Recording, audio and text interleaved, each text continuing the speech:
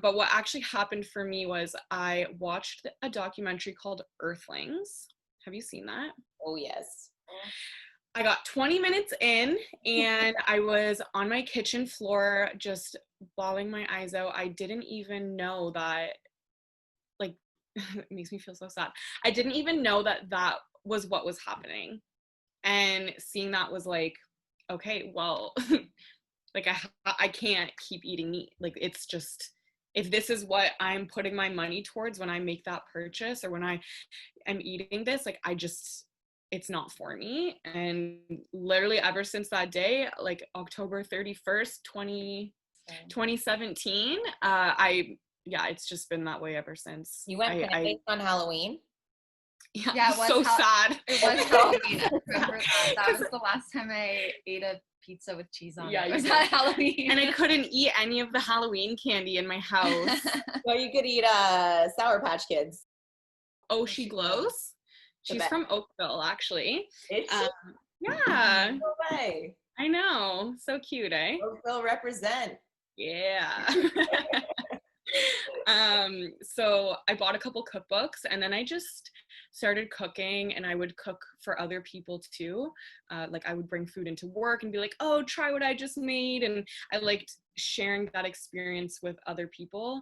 And then Sarah going vegan as well really helped, because then it kind of forced our other family members to, like, you know, cook us something vegan at Christmas. Like the vegan, like, baker. She makes the best vegan stuff. Yeah, my mom makes the best vegan dessert. Yeah. Like, she should have a store. It's so good. If she's wondering, my birthday is January 10th.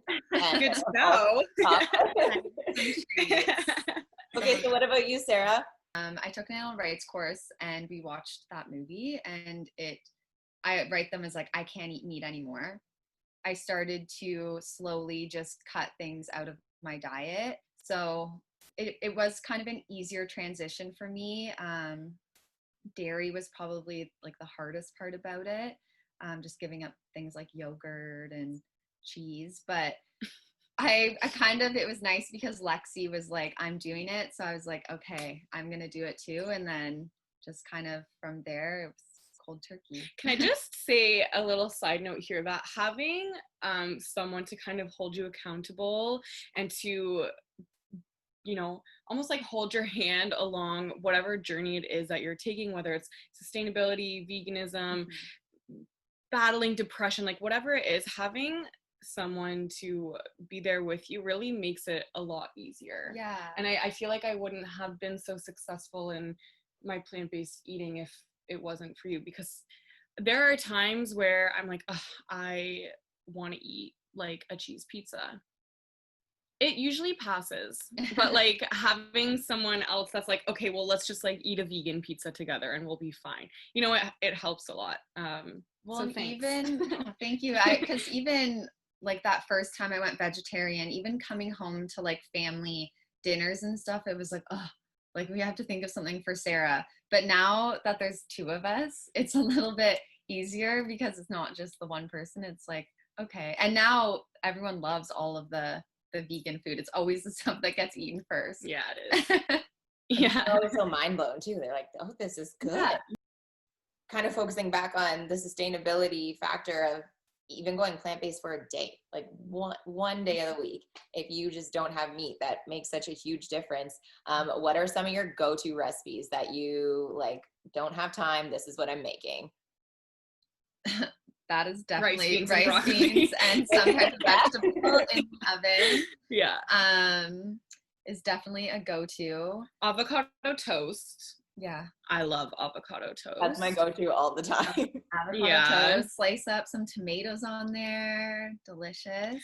I'm like the queen of, I should start an Instagram account called The Lazy Vegan, because I am the queen of like under 30-minute vegan meals. Oh, okay. That would be so helpful. Yeah. I just the other night I made a pesto sauce with like pasta, so it was so easy, and I used the basil from my garden, and it took me 5 minutes. One of the biggest struggles for me, because I actually was a really big meat eater before going vegan, like it just happened overnight for me, right? I was eating an omelet every single morning, and then like meat, probably like turkey or chicken for lunch and for dinner. Like I was not eating one plant-based meal a day kind of thing. Yeah. And so a big struggle for me was breakfast, because I was like, I have had an omelet every day for a year. And that was my biggest struggle. Or so what did you replace it with? So yeah, I love to make a chickpea omelet. So have you had that before? So good. Yeah, it actually is so easy to actually like make the batter, grind the chickpeas, make the batter, and have it cooked in the pan. Probably takes me 15 minutes. Like that's so easy and simple and high in protein, and I put vegetables in there, so I really like that. That's kind of fun. Another go-to you just reminded me of is I make like a chickpea salad for sandwiches. And it's so good. So you just kind of like mash up your chickpeas, add some vegan mayo, mustard, celery, pickles, whatever you want, put it on a sandwich or in a wrap, and it's so good. Kind of like tuna salad. Totally. Sarah and I always try and focus on what we call small sustainable steps, because sometimes if you just go full throttle at something, A, it's really overwhelming, B, it can be really expensive. Okay, so if someone is thinking about a plant-based diet, what are 3 things that they should look for in their fridge or in their pantry? Like chickpeas. Yeah, chickpeas. Nutritional yeast. Ooh, nutritional yeast. Nutritional yeast. You probably know what nutritional yeast is, but for those who don't, it's full of a ton of vitamins and minerals, B12 in particular. It also has a lot of protein, and it kind of is like a cheesy flavor. So you can add it onto pastas or sandwiches. I remember that Frank's commercial where she's like, I put that on everything. On everything. Like that's nutritional yeast for me. And like then hemp hearts. Yeah, maybe hemp hearts. Hemp hearts, I'm going to say hemp hearts because for vegans it can be a little bit more difficult to get your omegas in, and hemp hearts have omega-3 and omega-6, which can help regulate a lot of body functions. Okay, I'm going to give one more, but a little bit more, it's more expensive, but cashews. You can do so much with cashews. Like so much stuff. I was amazed what you can do with cashews. You can make milk, you can make cream, you can make butter, you can make literally anything. Yeah. So before we wrap up, is there anything else you wanted to add? Something that I would say to someone who wants to eat more plant-based or go vegan is that you can do it. And one of the biggest struggles that you might face is the struggle of convenience.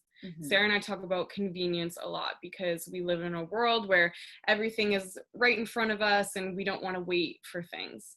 There have been times where I'm like so hungry and I need something to snack on, but there's nothing at the store, and I'm like, okay, I'm just gonna wait until I get home. But in the past, I'd be like, okay, well, I'm just gonna grab this bag of chips or this bag of nuts and eat it in the car.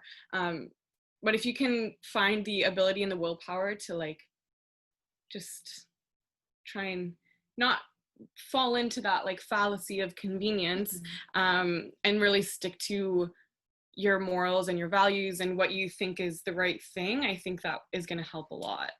And I think also just be willing to compromise. So like putting our planet first some of the time. So really thinking about, okay, I'm going to have meat for dinner. So maybe for lunch, I'm going to try and have something plant-based, and just kind of always making sure that there are times that you really are putting that our planet first, because we have to.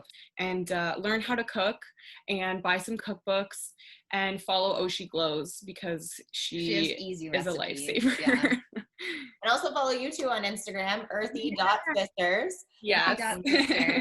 And you have your website as well, which we'll of course include in the video and description. But you two are so helpful, and I'm sure if people reach out with questions, are down to answer them too. Oh yeah, of course. You have free tutorials on YouTube. Like, you are so here to help people if they are willing and curious about just reducing the carbon footprint. And I love that. So thank you so much for taking time to chat and Thank Of you. course. Thanks for having us. Yeah, it was great.